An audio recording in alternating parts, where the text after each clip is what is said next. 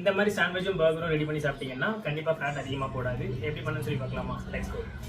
மண்ணமா தேய்ச்சி விட்ட சந்தனமா ஏத்தி வச்ச குங்குமமா பார்த்தேனே கண்ணால கேட்டேனே உன்னை போல ஆக்கி வச்சு கெஞ்சணுமா தூக்கி வச்சு கொஞ்சணுமா மனமா கேக்குறிய பேச்சு நல்லா இல்ல சிங்காரி என்ன கொஞ்சம் சிக்காம சிக்க எடுத்தா காதோட சுத்த வச்சா ரிங்கா ரிங்கா மண்ணாதி மன்னர் எல்லாம் பின்னாடி வந்தாலுமே என் ஆண்ட மாட்டேக்கு நான் தங்கா தங்கா